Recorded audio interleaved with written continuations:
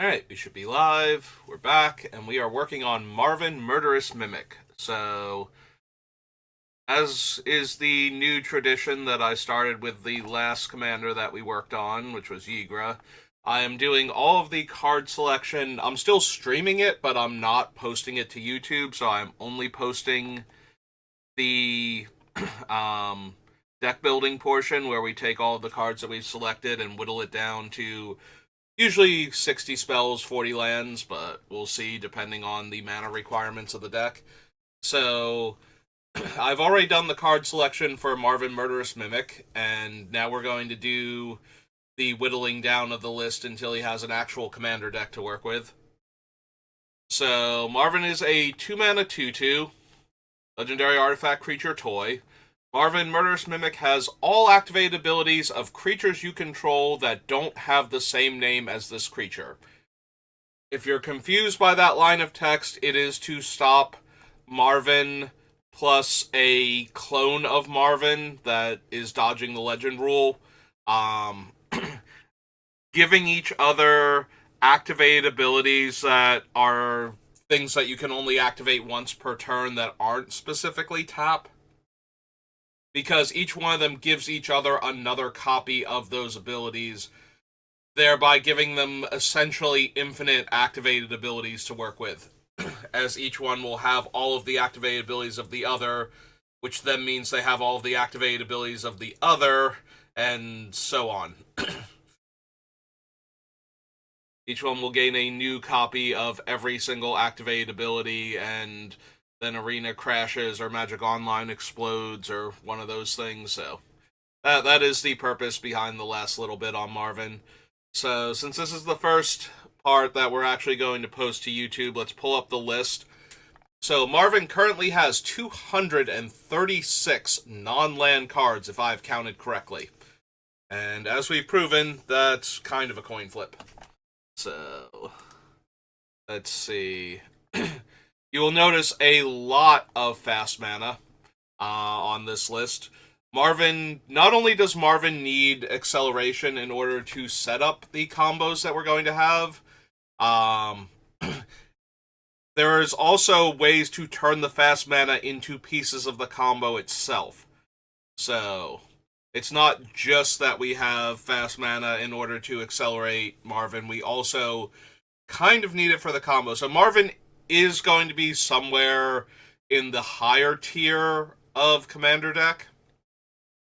A lot of what we're going to be doing with him is going to be either infinite combos or very strong board affecting combos, depending on what cards we have access to and what we wind up putting in the final build of the deck. So his first 3 cards from the original base set are Basalt Monolith, Mana Vault, and Soul Ring. Basalt Monolith in particular is worth noting because it has 3 untap this artifact. So while Marvin only copies activated abilities of creatures, we are running several cards that turn our artifacts into creatures with power and toughness equal to their casting cost normally. We have a few different Karns in the deck that will help us do that. So turning Basalt Monolith into a creature means that Marvin has the ability to pay 3 and untap him, which will become relevant later on.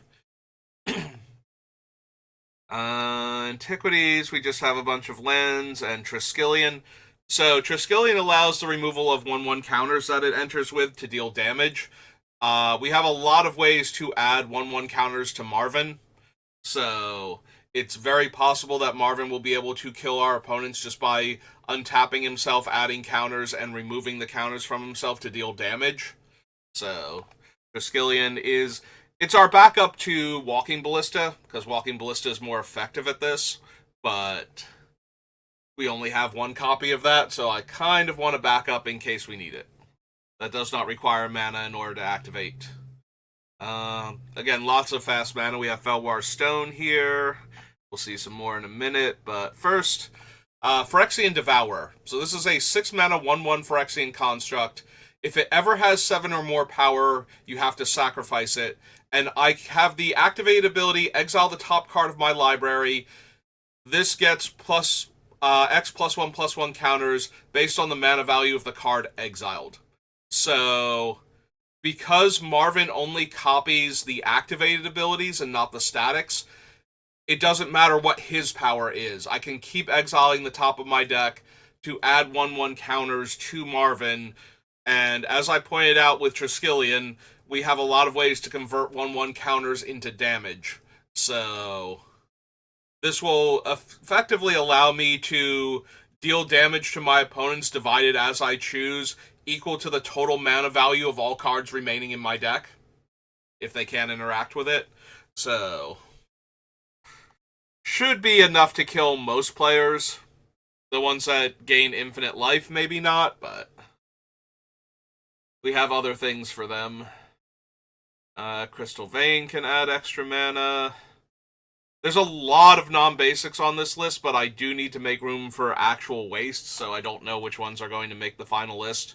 Yeah, we had the entire Urzatron, plus Strip Mine and Factory and Workshop. Creature lands are also relevant. The ones, like the lands that can turn themselves into creatures, basically by tapping themselves. The ones that have like an activation cost of 1 to become a creature until end of turn. Because Marvin will sometimes need to be able to tap for mana in order to do some of the things that we need him to be able to do. So, giving him another way to tap for mana makes it possible to just arbitrarily win the game.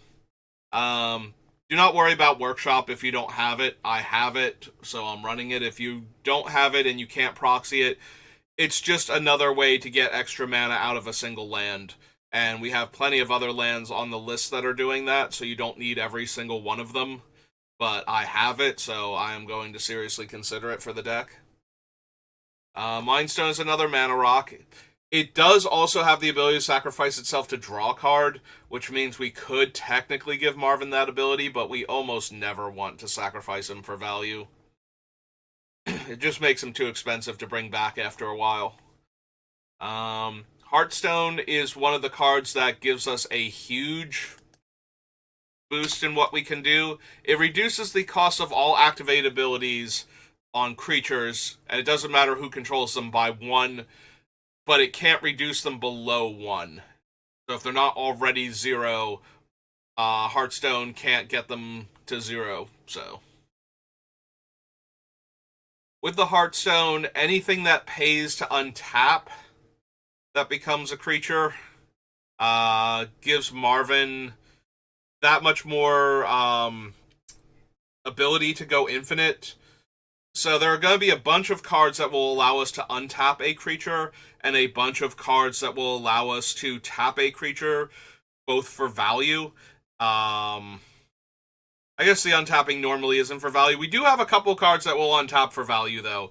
Most notably, Pillapala.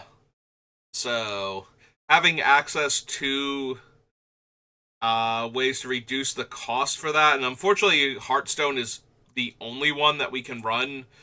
Training Ground being in blue kind of cuts us off from that. But we have to make do with what we have.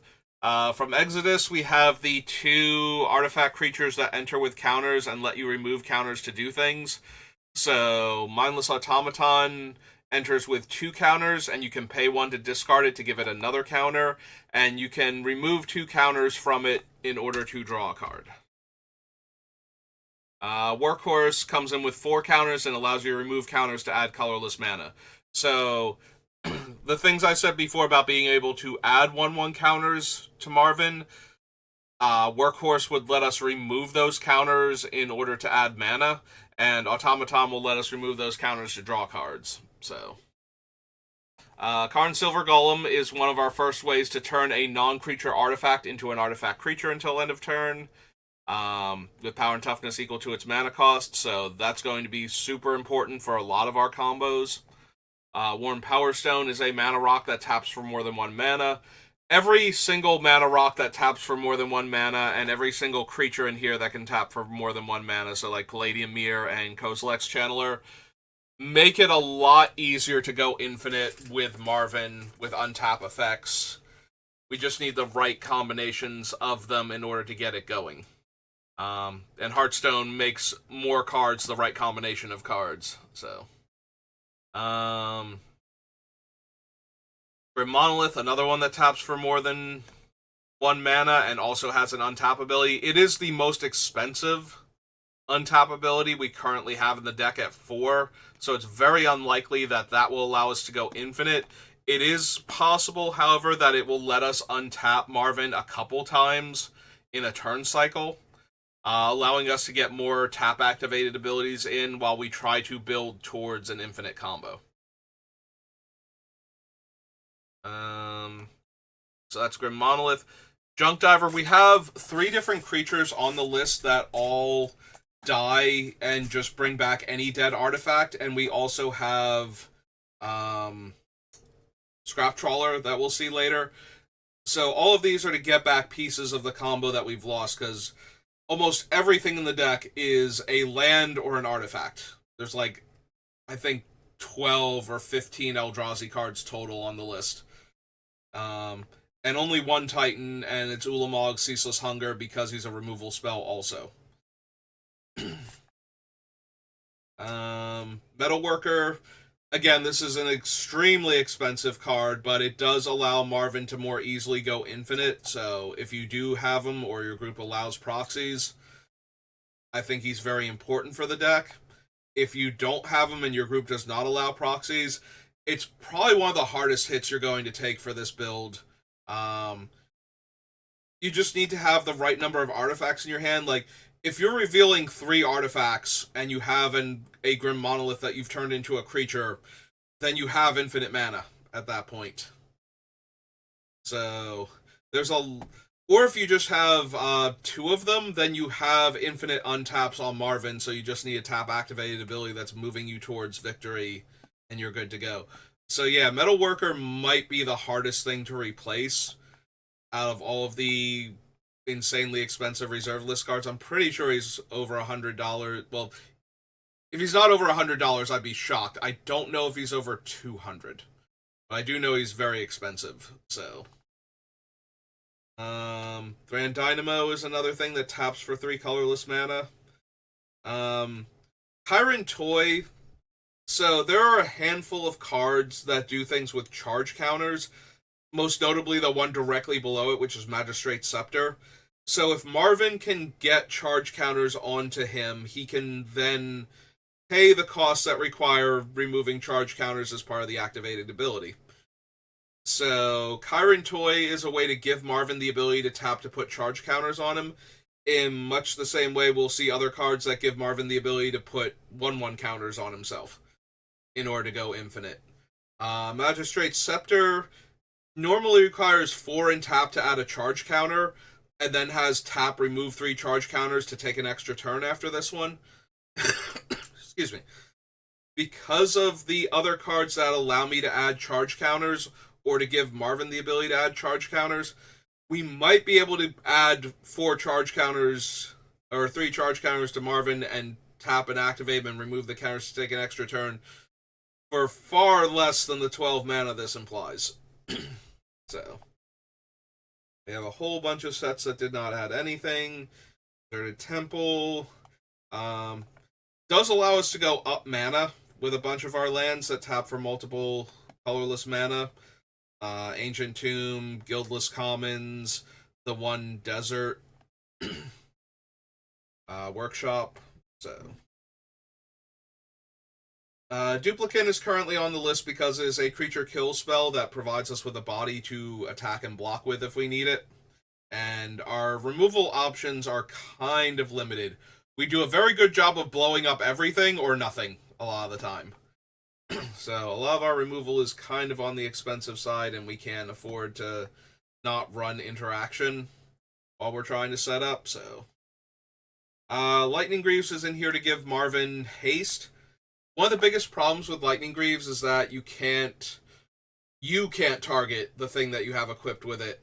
So hopefully we will be able to move Lightning Greaves around the board, because we have to have other creatures in play normally for Marvin to have abilities. We do have Soul Cauldron later on the list, but oh, excuse me. So right now, Lightning Greaves might be a necessary evil. I definitely prefer both Swiftfoot and Lava Spur boots over it, though, except for the 0 to equip. Mirror Retriever is the second creature that pairs with Junk Diver. O-Stone is one of our reset the board because we're losing too much. Power Conduit, so I kept misreading this card. I was genuinely under the impression that it put 1/1 counters on creatures or charge counters on non-creature artifacts, but it does allow you to put a charge counter on an artifact creature. It also allows you to tap to put a 1/1 counter on the creature, so both of these allow Marvin to go infinite with other things that let him remove the counters for value and things that let him untap. Excuse me.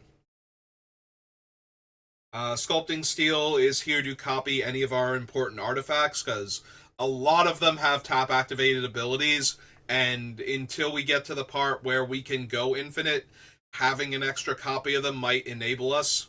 Let me get some water, because apparently I'm going to choke to death now.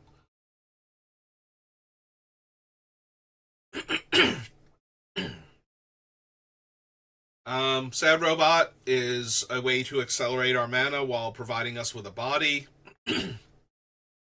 Core Tapper, similar to Power Conduit, has tap put a charge counter on an artifact. Alright, give me 1 second.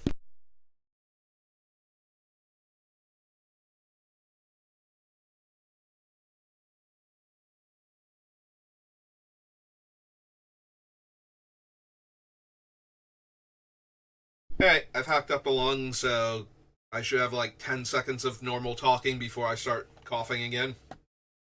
You can also sacrifice it to add 2 charge counters, which is not ideal because we don't have a lot of ways to make creatures. So even if we like Soul Cauldron this thing to give everything else the ability to sacrifice to give 2 charge counters, I don't think that's going to be super relevant, but tapping to put a charge counter on it is. Voltaic Construct is another way to untap an artifact creature for relatively cheap, so if Marvin taps for 3, paying 2 to untap him gives us infinite mana.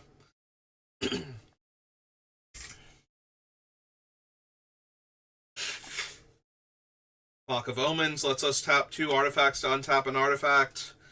I don't know how good this one's going to be. I do know there are going to be times where we do want it. I just don't know if it's going to be worth the deck slot for those times where we want it versus other cards that maybe enable the combos a bit easier. Clock is definitely one of the cards that's in here for until we get to the point where we're infinite. Crucible of Worlds to replay lands from the graveyard, because we have a few fetches, and we have a few lands that sacrifice to do things, so being able to replay them would be very helpful. Again, might not be worth the deck slot, though, at the end of the day. Doubling Cube, giving Marvin the ability to tap to double the amount of mana that we currently have, if we're not infinite but we have a decent start, might get us the rest of the way to infinite, or might allow us to do a whole lot in one turn to stabilize a board, or put opponents in a corner where we can win on the next turn or two. So, currently considering that one. Gemstone Array has a non-tap ability to add charge counters to it, and the ability to turn charge counters into mana. So that either allows us to add a whole lot of charge counters to Marvin for mana investment in order to do things like activate the effect of the Magistrate Scepter. But it also allows us to put charge counters on him preemptively and then draw this later, and suddenly even investing 4 mana into it to cast it and 1 to turn it into an artifact creature, which if we're using Karn Silver Golem we'll need to spend mana on it, might still somehow provide us, like, if we have more than 4 charge counters on Marvin, that's net neutral mana, and every one beyond 5 actually gives us an extra mana to work with. So,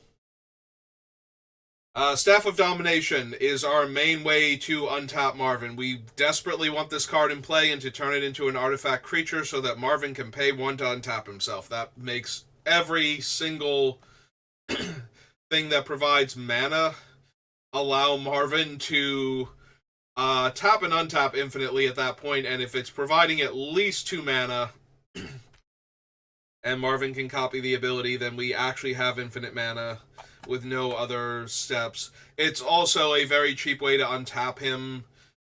You know, if we have to spend 3 mana to untap him to put 3 charge counters on himself, and then a 4th mana to untap him and take an extra turn, I'm pretty sure 4 mana Time Walk every turn is worth the investment, and a lot easier to set up than, you know, like 8 mana Time Walks or 10 mana Time Walks that some of the other cards enable.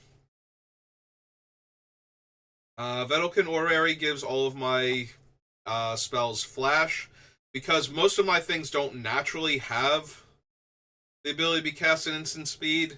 We're at an extreme disadvantage against opponents that can play spells on other players' turns more consistently, so Orrery is just another way to kind of even the playing field a little bit.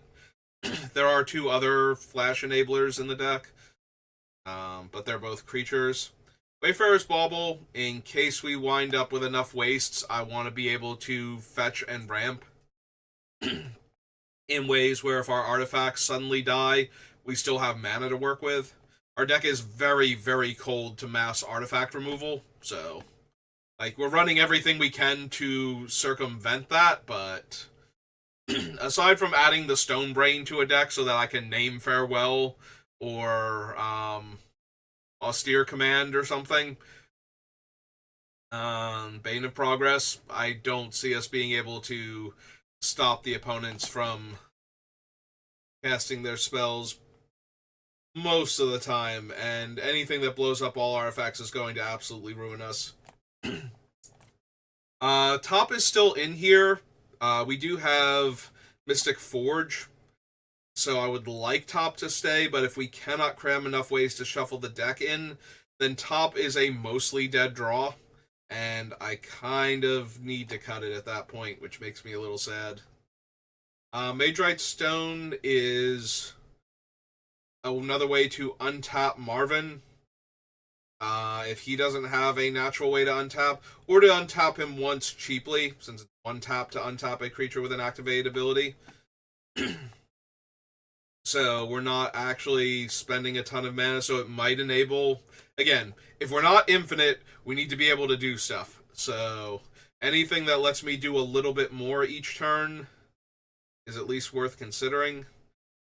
Cold Steel Heart for ramp, Prismatic Lens for ramp, Terramorphic Expanse is one of our fetches, Urza's Factory is in here mostly because it's an Urza's land, which allows Urza's Workshop to tap for at least 2 colorless if we have 3 artifacts and another Urza's land in play.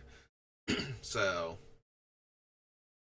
Cloud Key, we can name artifact and make almost every spell in our deck 1 mana cheaper, which is kind of a huge game when we need to be able to cast multiple spells and pay lots of activation costs all in the same turn.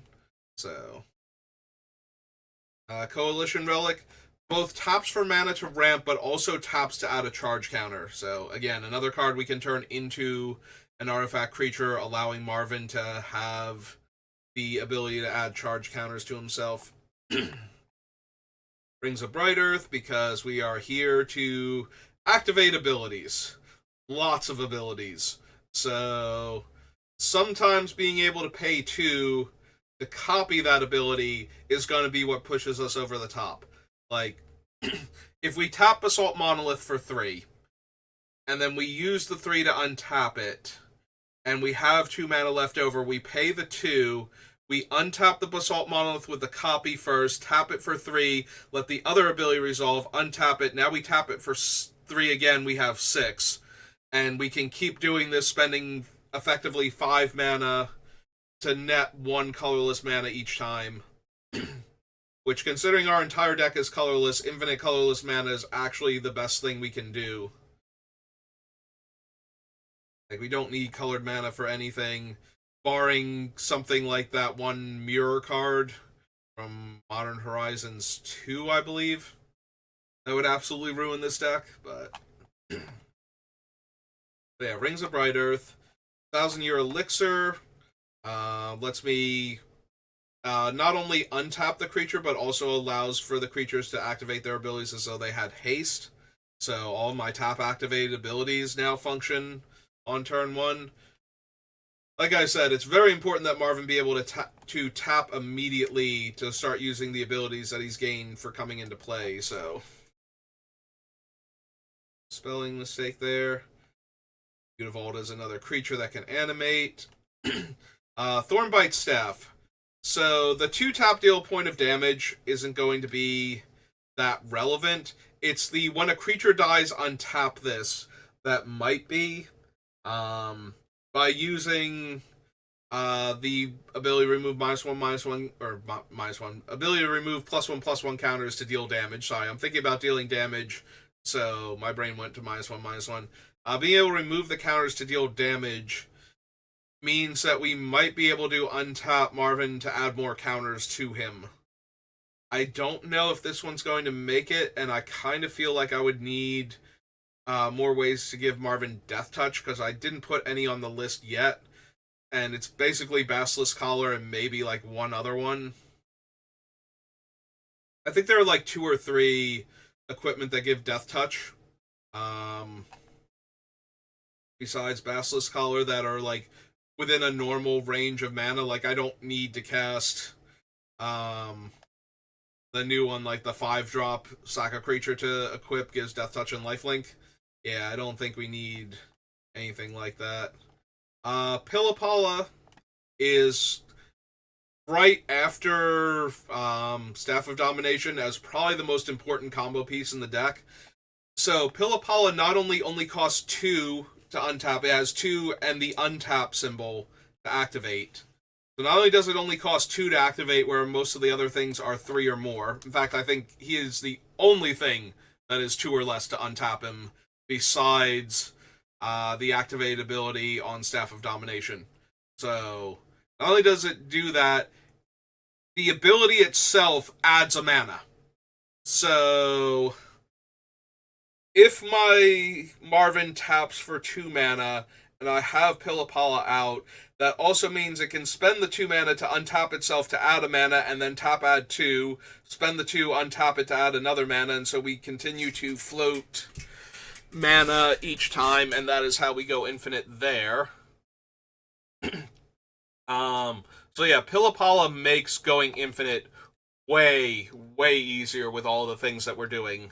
So Pillapala probably, if not the second most, it might be the most important. It might be better than Staff of Domination, because it's untapping and adding mana at the same time, so it doesn't take much to go infinite at that point.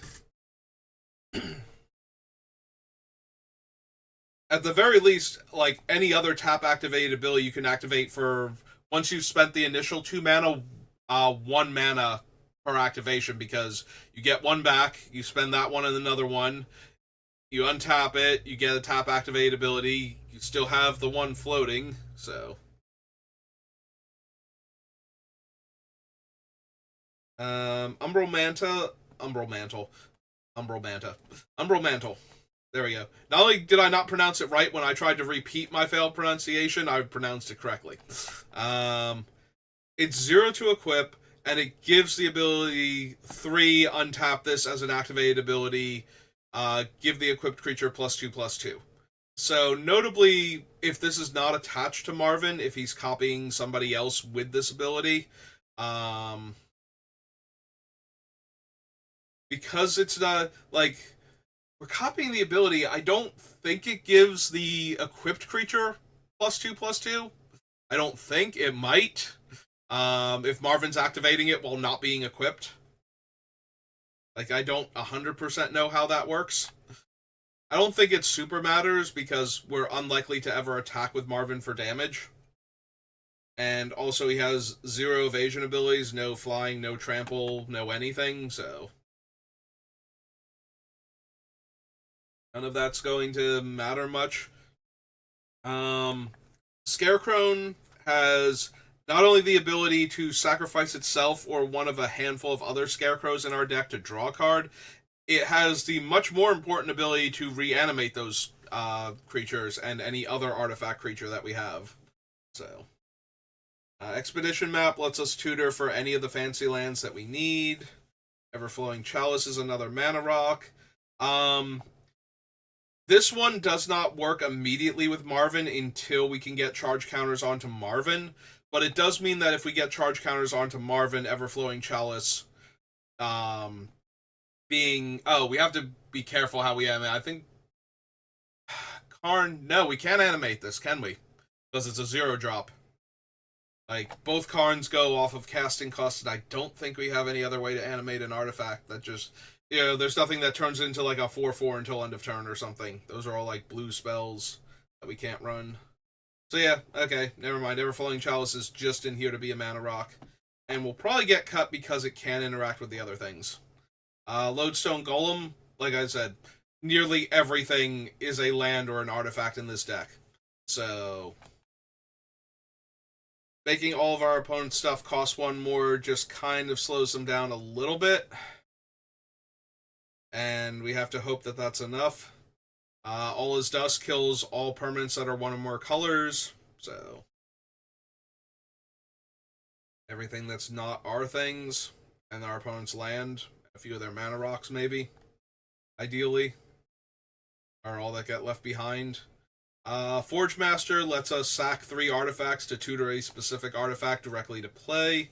We don't have a ton of expensive artifacts, but we do need to be able to find the important ones when we're ready to go off. So Forge Master lets us turn 3 things that have served their purpose into the thing that will let us go infinite now.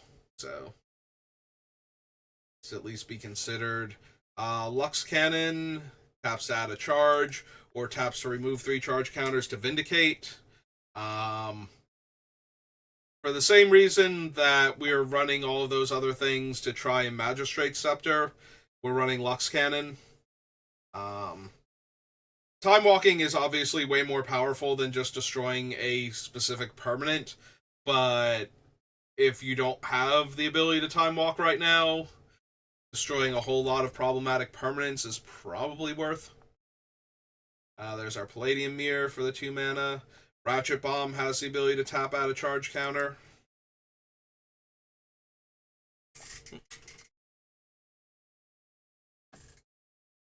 The ability to destroy non-land permanents with mana value equal to the charge counters on it is not nothing, but it's not a focal point. It's more that we can tap to add a charge counter, and that it might be useful to have Ratchet Bomb available. Mere Welder has the ability to exile 1 of my dead artifacts and gain the activated abilities of it. Now, notably, Marvin will have the ability to exile dead artifacts, but he will not have the ability to gain the activated abilities of the ones he's exiled, because this is a static that pairs with the tap. It is, oh god, what's the actual name of the mechanic? It's the same thing that's on the duplicate. It's an ability word that tells you to exile a card from a specific location, and then imprint. That's what it's called. So this is an imprint ability, but Marvin will not have the rest of the imprint text, so he won't have the activated ability. So while you can exile with him, it's not helping him, so you do need to exile with the Welder. But once the Welder has exiled the card, the Welder has the activated abilities of the card, so Marvin will have the activated abilities of the Welder. So you can do it that way. It does mean, though, that when the Welder dies, those artifacts are gone forever, and you no longer have access to the abilities again. Shimmer Mirror is another way to give my artifact spells flash. Spine of Ishab, we're only running if we can have enough ways to sacrifice it or bounce it or anything. I don't think we actually do. Like, I put it on the list in the hopes that we might have that as an option, but I don't think we actually do, so it's probably going to have to go. Karn Liberated can't animate our things, but he's a very powerful removal spell and hand control spell while we're at it. The ultimate almost never comes up when I don't have Doubling Season in a deck, so I'm not concerned about that one. Unwinding Clock. Another one, if we haven't gone infinite yet, gives us a ton of value and a ton of activated abilities to work with by untapping all of the tap-activated ones. Each player's turn giving us multiple activations per turn cycle. Illusionist Bracers copies the activated abilities, so you can imagine why I thought that might be good.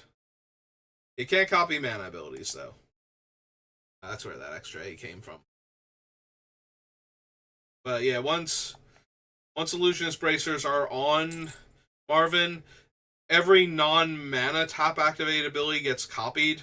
That does mean that things like Pillipala's untap to add mana and tapping for large amounts of colorless mana aren't going to get copied, but the untaps certainly work.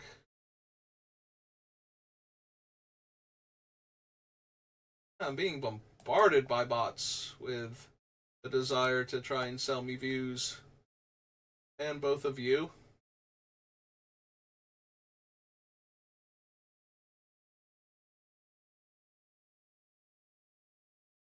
Okay. Yeah, 2 of them in rapid fire, so you go on bots.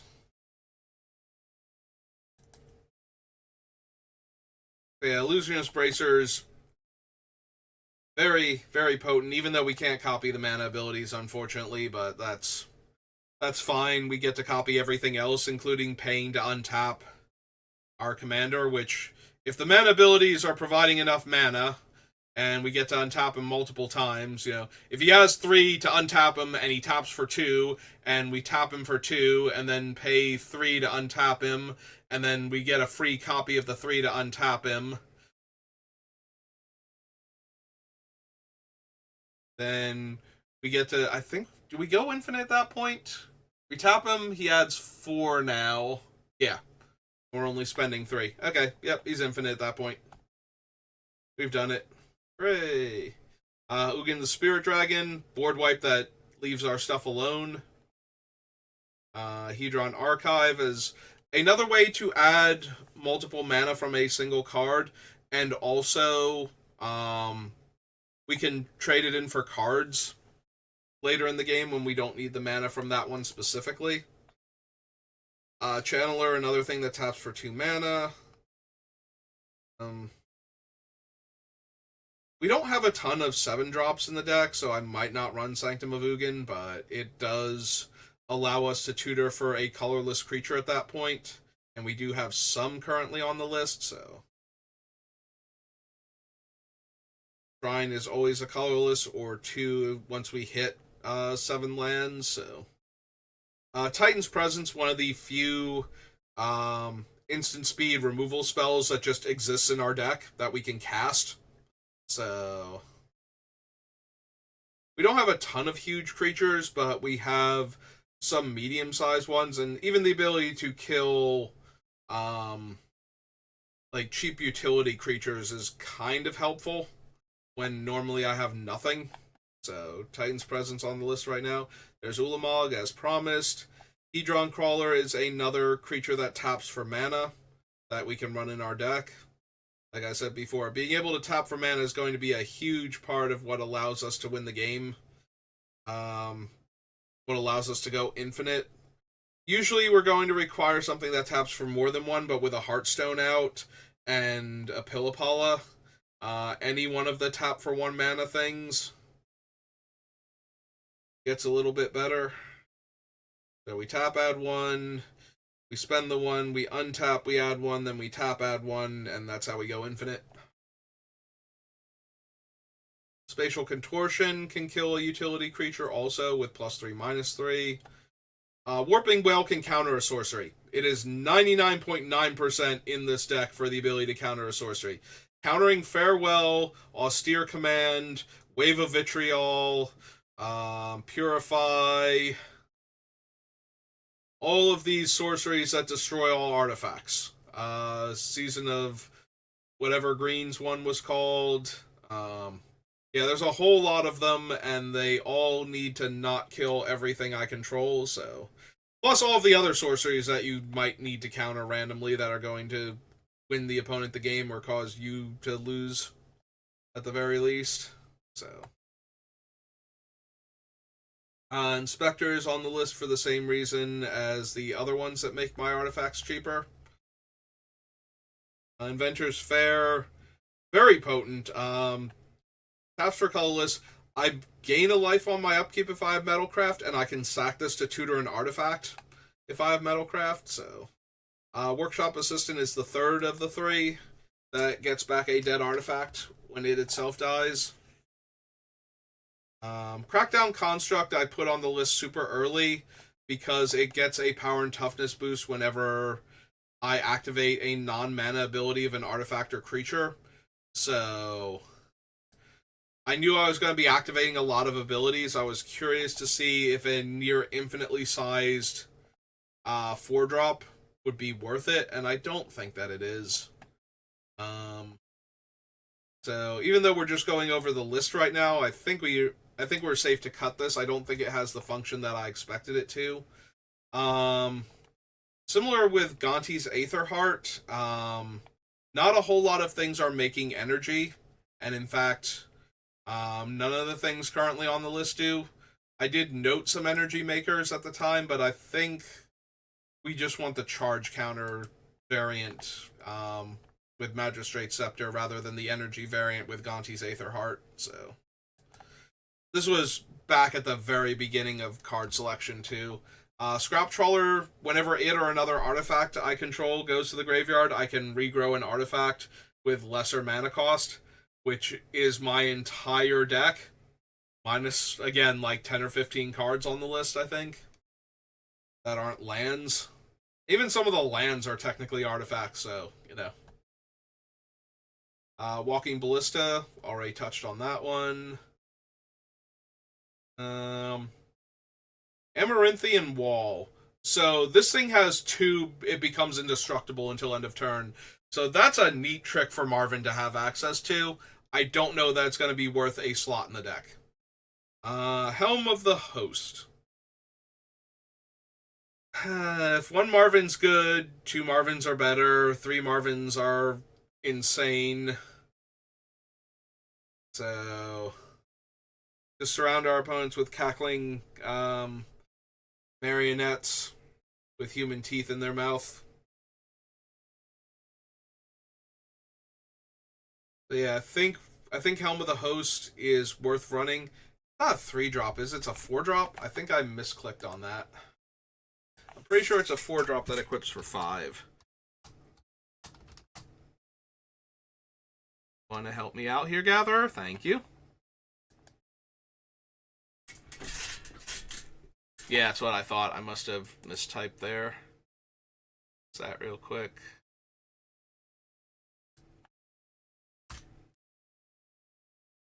Joyra's Familiar is the most expensive of the makes our spells cheaper.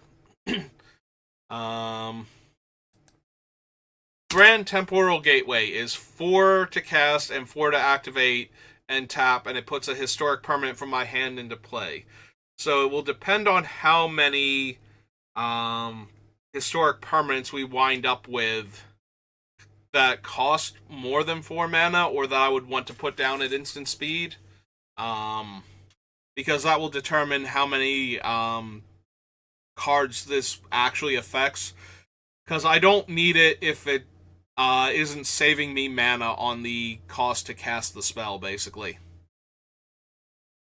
Karn, Great Creator, has the uptick. Oh, I'm sorry, this is Great Creator. I was about to start describing the Dominaria United one, which we'll get to eventually. Also relevant. Karn, Great Creator. So this is the one that actually upticks to make one of your artifacts into an artifact creature until end of turn. He also downticks to get an artifact back that's been exiled, which is a pretty huge game because that is our only way to get back anything that winds up in the exile pile. So Staff of Domination, Pillapala, something important like that. Karn is terrifying to have in this deck because if he ever gets stolen, either while he's on the battlefield or, exile the top card of your opponent's deck and you can play it until end of turn, he ruins us. Like, his static destroys us. So it's very, very important that we not let anybody else have this big, lovable golem man. Like, nobody's allowed to take our great creator from us, or we are... Like, we're not guaranteed to lose, but most of our outs to problematic permanents stop working also. We only have a few things left in the deck that can actually kill Karn, Great Creator, once he's in play.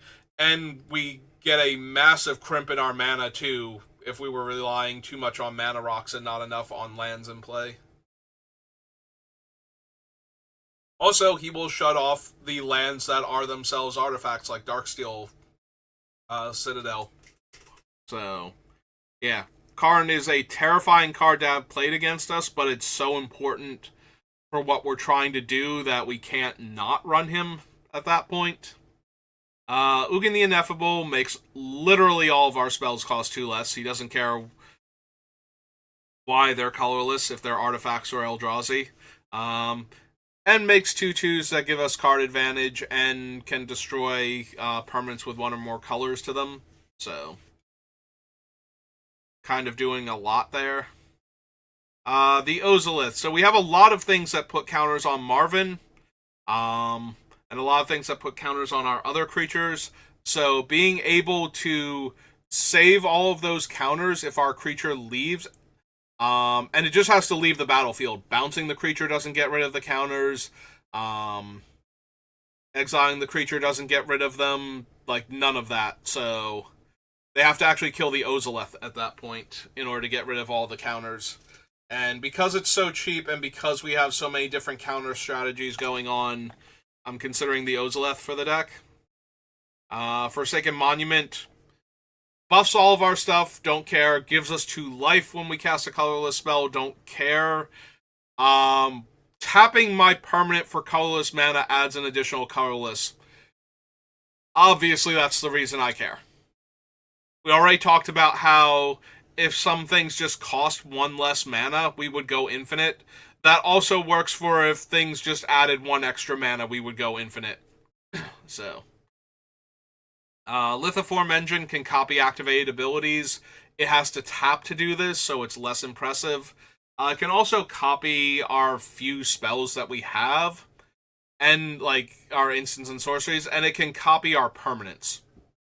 So, all of the things I've said before about having an extra copy of a thing might give us, that little extra oomph until we can get to where we're infinite.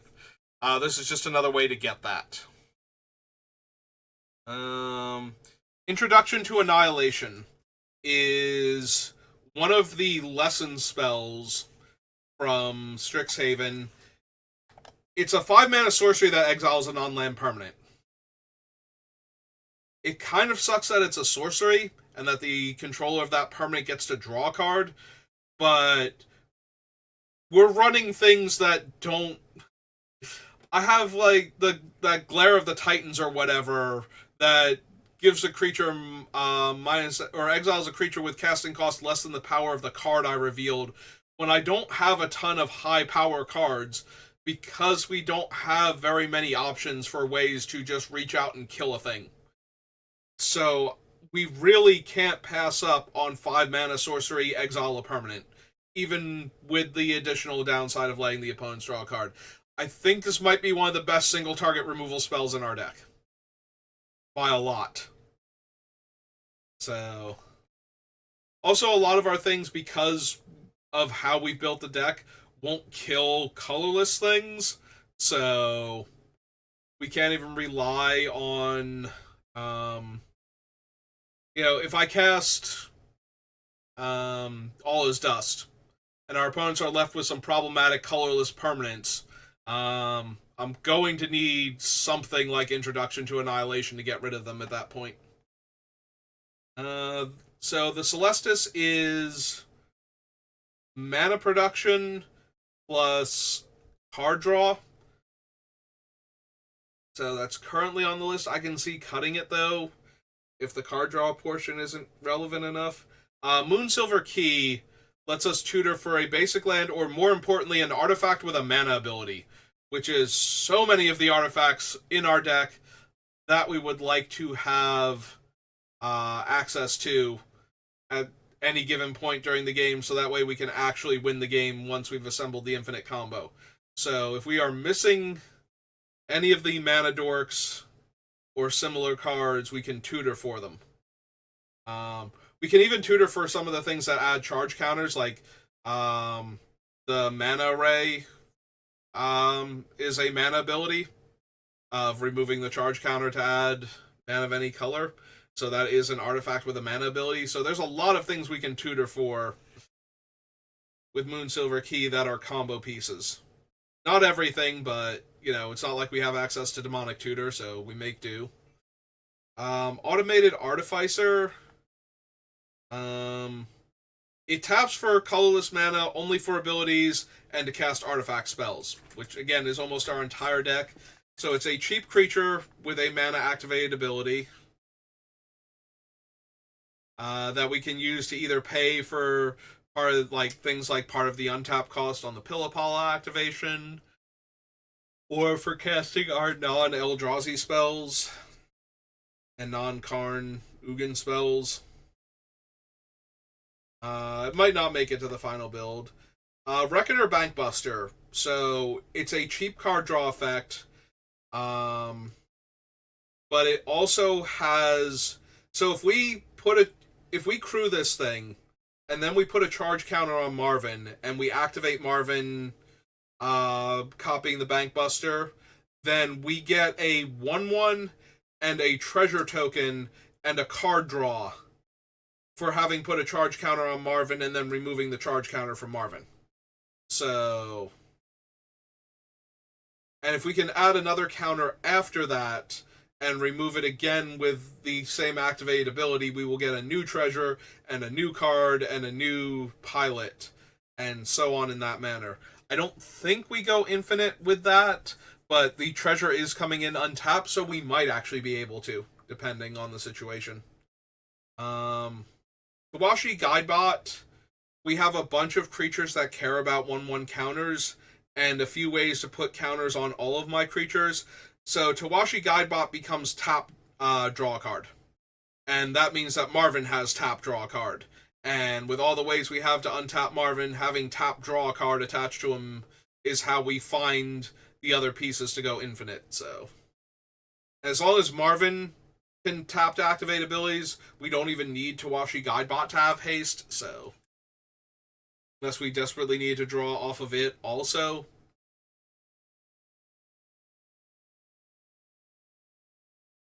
Unlicensed Hearse is an graveyard hate card.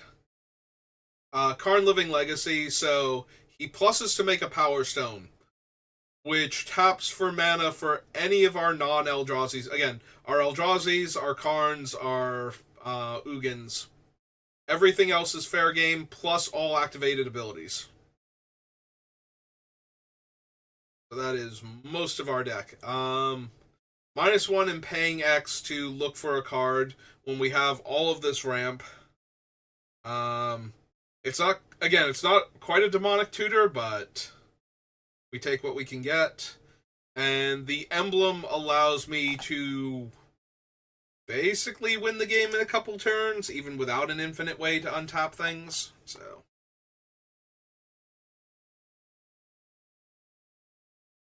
Liberator, Urza's Battlethopter, is the third way to give our artifact spells flash, and in fact all of our colorless spells, thanks to the way Liberator is worded. Slagstone Refinery, because it works from either dying or being exiled from play, at least we can get a pile of Power Stones if somebody wraths the board, or they have to kill Slagstone Refinery first. So they're, instead of getting to just destroy all artifacts and move on with their life, they're now forced to spend 2 cards killing all artifacts, which eats in a little bit to the advantage for doing so. Mightstone and Weakstone can kill a 5 toughness or lower creature, or draw me 2 cards and then taps for 2 mana. So it's kind of doing all of the things. And no, Urza being on the back does not affect the color identity of melding double face cards. So we don't have to worry about Urza being on the back of it. Thran Spider. We have to give away a Power Stone, but we get one, and again, we don't have all the cheap, efficient tutors, so we have to run the tutors that we have, and being able to look at a pile of cards. If we have infinite mana, but we don't have the kill, all we're doing is spinning our wheels. This is another way to find the card that wins us the game, instead of having to just pass with technically infinite mana available and not being able to do anything. Karn Living Legacy, our desparked Karn, gives me a ton of colorless to work with, potentially. And is also a 5 mana 5/5 most of the time. We don't have a ton of, again, large creatures. Mithril Coat has Flash and can protect our commander, so just saving Marvin from things. Sting is kind of interesting in that, first of all, it grants haste. Second of all, it untaps the creature at the beginning of each combat, so it's a very personal unwinding clock for Marvin. The first strike against goblins and orcs is whatever, but untapping Marvin, like, on my turn, that turn, spend 2 mana and untapping him might be relevant, and I think it's more likely to be relevant the more turns he gets to randomly untap opponent's turns. So the One Ring is hilarious, so we get protection from everything when we cast it, but if we animate it, Marvin now has the ability to tap to draw a card, or to tap to put a burden counter on himself and draw cards equal to the number of burden counters, but does not have the other game text of the One Ring. So we can just tap him to draw 1, and then untap him and tap him to draw 2, and there are no negative consequences beyond accidentally decking ourselves. So Marvin with the One Ring, when the One Ring is a creature, is hilarious. Soul Cauldron gives us not only a way to exile our creatures to get the access to their abilities again, but also to exile opponents' creatures with activated abilities, so that way we can have access to those abilities. A lot of my stuff is not super expensive, so Shimmel is a free spell every turn, and it protects my other spells from counterspells. Arid Archway, that's the desert land. There's Lava Spur Boots, Omori Vault, retap, discard a card, look at a huge pile of cards, ideally from the top of my deck, and put 1 into hand, the rest to the bottom. Nexus of Becoming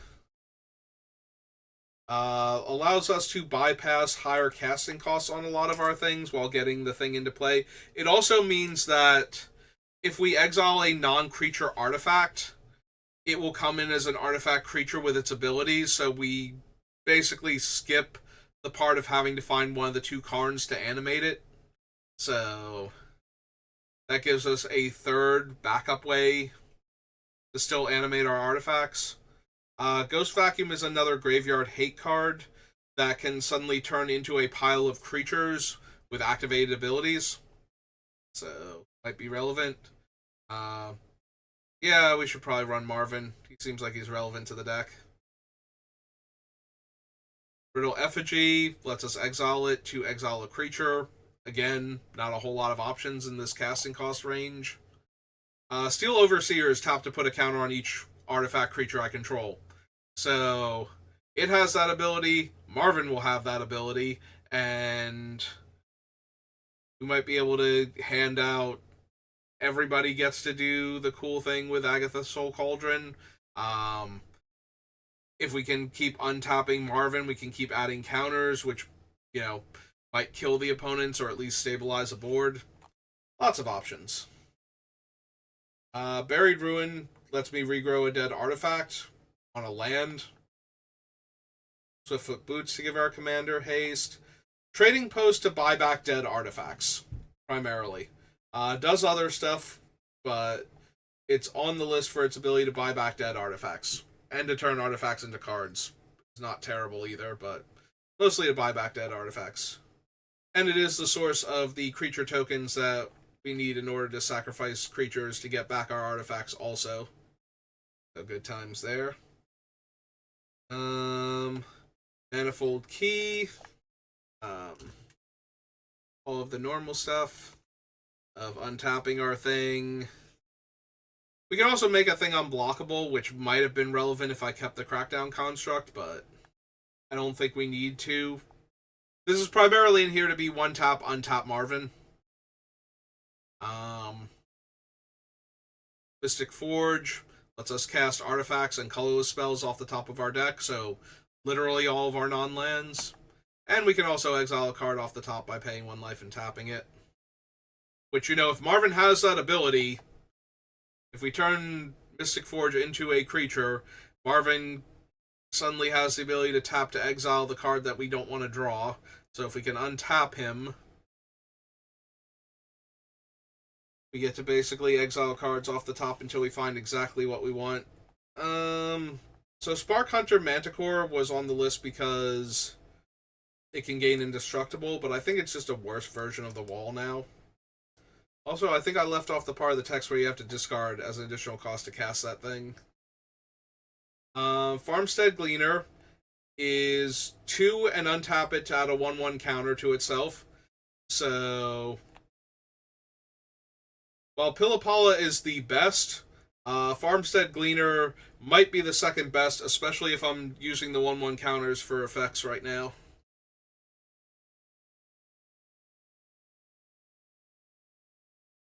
You know, if functionally every 2 mana puts a 1/1 counter on him and a 1/1 counter on at least him, depending on which effect is generating the 1/1 counter, I think we're doing alright. Scrapyard Recombiner, I need to make sure I have enough constructs, but the fact that it tutors for them, and I did have a lot on the list when I was deciding if I was going to add it, means that we will probably have enough constructs that I should at least consider it. Ornithopter of Paradise is another mana dork. Ursa Saga is just dumb. Echoes of Eternity. So, there's not a whole lot of triggered abilities for me casting colorless spells, but it copying every colorless spell that I cast. So my deck is full of nothing but. Has to be at least worth considering. Kozilek's Command is an instant that can kill a creature and do some other stuff. Null Elemental Blast is a 1-mana trick that can kill any gold creature or counter a gold spell. Actually, any gold permanent, so it can destroy artifacts and enchantments that are problematic also. It can't hit monocolored, in addition to not being able to hit like colorless cards like all the ones I'm running, but limited options. Urza's Cave, tutors for our other fancy lands, and this isn't Urza's land itself, so another way to make the other thing tap for more mana. Commander's Plate, I don't know if I'm going to bother running it, but it does give Marvin protection from all colors. So there's that. Guildless Commons, War Room, lets us draw cards off of a land. And since our commander is colorless, it's just 3 tap, draw 1. Patriarch's Seal is another way to untap our commander and is itself a mana rock. Thought Vessel is another mana rock that comes into play untapped and is only 2 mana to cast. Conqueror's Flail is on the list because it stops opponents from casting spells on our turn. The fact that it will never give a power and toughness boost is kind of irrelevant. I'm mostly running it for the you can't cast spells on my turn effect. Crystalline Brawler, or Crawler, I'm sorry, not Brawler. So it comes in with 1/1 counters based on the amount of colors of mana spent to cast it. So it might come in as a 1/1 with actual no counters on it. It does have tap to add a 1/1 counter, which is relevant, and also remove a 1/1 counter to add mana of any color. So both of those, it's basically a workhorse with the tap to put a 1/1 counter on itself, to begin with, and it costs 2 mana less. Granted, it doesn't guaranteed come with counters, and we don't have a ton of ways to make colored mana to help it with that, but it's still letting me remove counters in order to add mana, and letting me tap it to add counters, so you can do some crazy things with it. Trilobite allows me to remove 1/1 counters to add 2 mana, but only for abilities, which, is half of what our deck is trying to do anyway. So even if I can't cast the spells. And it also has 1 tap to add a +1/+1 counter, so got that going for us. Ebony Fly is a mana rock that can also turn into a creature with flying. I don't know how relevant that's going to be, other than that it's a way to, like, a thing I can animate that will then allow Marvin to tap for mana. It has a built-in reanimation, or not reanimation, a built-in animation effect, so. Versus Workshop. Abstruse Archaic, accidentally got glued together. So 1 tap, copy my activated or triggered non-mana ability from a colorless source. Desecrate Reality is another 7 mana instant that can exile things, so it does have to exile even permanents, so that's a little annoying, but then I get back an odd casting cost permanent if I spend 3 colorless on it, which I almost always will have, so it's a question of how many odd casting cost creatures I wind up with. Skittering Cicada. Oh, right, that is a 4th thing that gives all my stuff flash, and also gets a power and toughness boost when I cast colorless spells, so.